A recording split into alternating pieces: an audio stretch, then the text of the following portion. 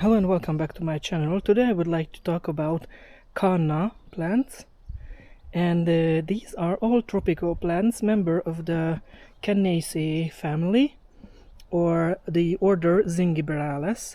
So it's a close relative to bananas and ginger and of course other cannas.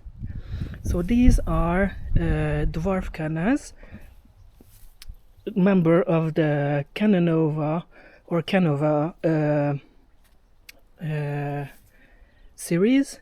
This one has red leaves with red flowers, and this one has these butter yellow flowers with green leaves.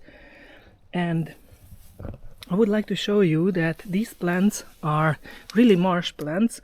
I grow them in always at the bottom of the pot is always in water. So they are essentially marsh plants, and they have a lot of flowers. So this plant had 1, 2, 3 flower spikes. You can see that here also I cleaned the flower spike off because you have to dehead the flowers, so then the plants flower more.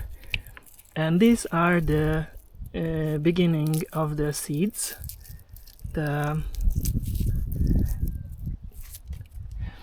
And of course cannas are very susceptible to viruses, so here you can see these yellowish green mottling on the leaves and stripes.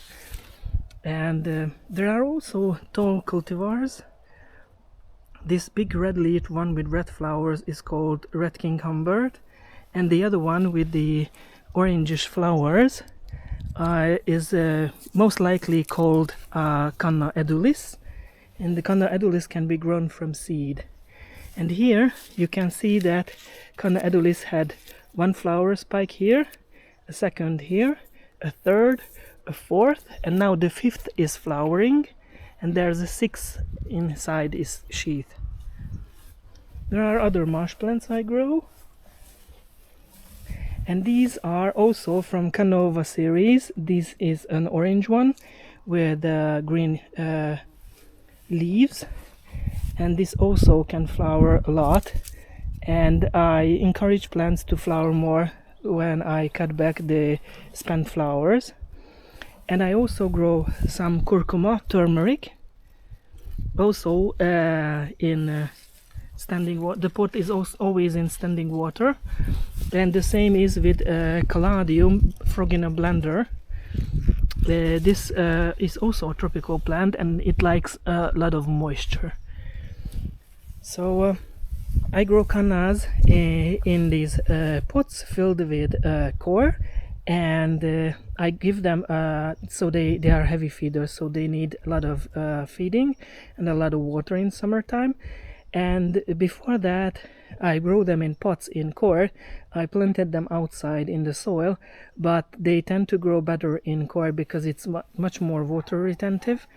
And I also do not repot them just in spring before I start to grow them, because the rhizomes doesn't have skin, so they dry out very quickly and they get moldy. So when we grow cannas outside, we dig them up and we clean the roots, and almost 90% of them died till spring. So this is not great, but since we grow them like this, we can sell away the leftovers in spring, which we no longer need.